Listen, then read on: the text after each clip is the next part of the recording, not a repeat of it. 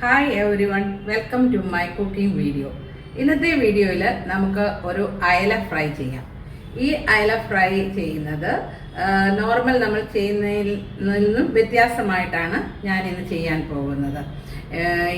ഞാൻ എപ്പോഴും ഈ രീതിയിലുള്ള അയല ഫ്രൈ കഴിക്കുമ്പോഴും എനിക്ക് നല്ല ഒരു നൊസ്റ്റാൾജിയ ഉണ്ടാകാറുണ്ട്. അതെന്താണെന്ന് ഇതിൻ്റെ വീഡിയോയുടെ എൻഡിൽ പറയാം.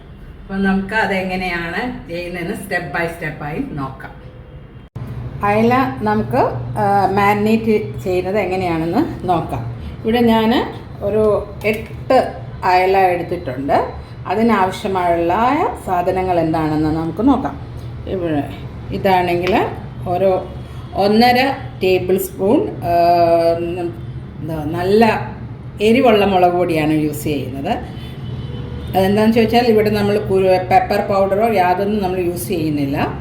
പിന്നെ ഇത് നമ്മുടെ മീനകത്തിടുന്ന പുളി ഞാനൊരു 10 മിനിറ്റ്സ് സോക്ക് ചെയ്തിട്ട് നമുക്കതിൻ്റെ വെള്ളമാണ് യൂസ് ചെയ്യുന്നത്.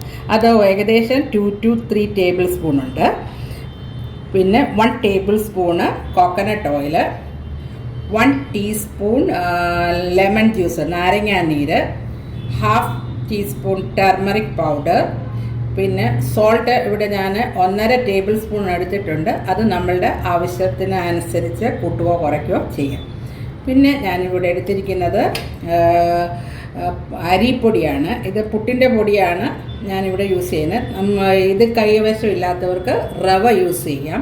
പിന്നെ അതുപോലെ തന്നെ ഈ അരിപ്പൊടി അല്ല, നിങ്ങൾക്ക് കുറച്ചുകൂടെ ഇത് ഇച്ചിരി ജോലിയുള്ള കാര്യമാണ്. ഒരു 1/4 കപ്പ് പച്ചരി കുതിർത്ത് ഒരു 3-4 മണിക്കൂർ കുതിർത്ത ശേഷം തരിതരിപ്പായിട്ട് അരച്ചെടുത്ത് നമുക്ക് ചെയ്യാം. പക്ഷെ ഞാൻ അത് ഇച്ചിരി ലോങ് പ്രോസസ്സല്ലേ, അതുകൊണ്ട് ഞാനിവിടെ പുട്ടിൻ്റെ പൊടി, അതിനപ്പം അല്പം തരിതരിപ്പുണ്ടല്ലോ, അതാണ് യൂസ് ചെയ്യുന്നത്. അപ്പം നമുക്കത് ഇനി ഇത് എങ്ങനെയാണെന്ന് കാണിക്കാം.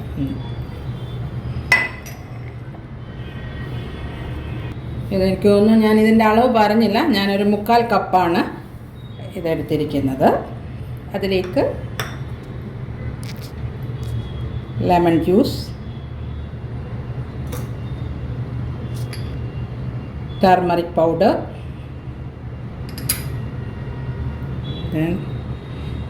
കുടംപുളിയുടെ ഇത്,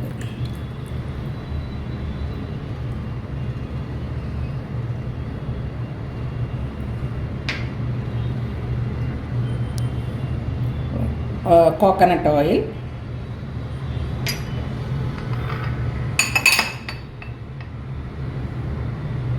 ചില്ലി പൗഡർ. ഇതും നിങ്ങളുടെ ആവശ്യാനുസരണം എരി കൂട്ടിയോ കുറച്ചോ എടുക്കാം. പിന്നെ അതുപോലെ സോൾട്ട്.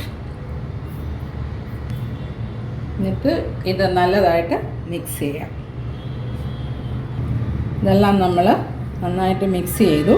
ഇനിയും ആവശ്യത്തിനനുസരിച്ച് വെള്ളമൊഴിച്ച് അത് പേസ്റ്റാക്കി എടുക്കുക.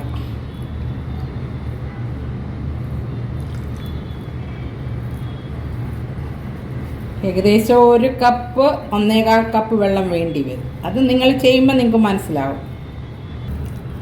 ഈ രൂപത്തിൽ ആകുന്നിടം വരെ ഏകദേശം ഒരു 2 കപ്സ് വാട്ടർ അടുത്ത് വെച്ചുകൊണ്ട് ഇത് മസാല ഉണ്ടാക്കുക. അപ്പോൾ നമുക്ക് ആവശ്യാനുസരണം എത്ര വേണം അതനുസരിച്ച് ഇത് ചെയ്യാം. ഇനി നമുക്ക് ഈ അയിലയിലേക്ക് ഇത് പുരട്ടി നമുക്ക് വെക്കാം. പുരട്ടി ഒരു 45 അല്ലെ 1 അവർ വെച്ച് കഴിഞ്ഞ ശേഷം നമ്മൾ ഫ്രൈ ചെയ്ത് എടുക്കുക. അതല്ല എങ്കിൽ നമുക്ക് ഇത് ഫ്രീസ് ചെയ്ത് നമുക്ക് വേണ്ട സമയത്ത് ഇതുപോലെ മസാല പുരട്ടി വെച്ചിട്ട് നമുക്ക് ഉപയോഗിക്കാം. നമ്മൾ മാരിനേറ്റ് ചെയ്യുമ്പം ഈ അരിപ്പൊടി അല്ലെങ്കിൽ പച്ചരി കുതിർത്ത് അരയ്ക്കുവാണെങ്കിൽ പിന്നെ അത്രയും വെള്ളം ഒഴിക്കേണ്ടി വരത്തില്ല. അപ്പം ഇത് കുതിർന്ന് ഇതാകും. അപ്പോൾ അതുകൊണ്ട് ഇടയ്ക്ക് നമ്മൾ ഈ മസാല ഡ്രൈ ആകുമ്പോൾ അല്പം വെള്ളം ഒഴിച്ച് ചേർക്കണം. ചേർത്ത് ഇത് ചെയ്യുക, മാരിനേറ്റ് ചെയ്തെടുക്കുക. ഞാനെല്ലാം ആ ഫിഷ് എല്ലാം മാരിനേറ്റ് ചെയ്ത് വെച്ചിട്ടുണ്ട്. നമുക്കിതൊരു ഞാനൊരു മിനിമം 3 hours കഴിഞ്ഞേ യൂസ് ചെയ്യത്തുള്ളൂ. അതുവരെ അത് ഫ്രിഡ്ജിൽ ഞാൻ വെക്കുകയാണ്.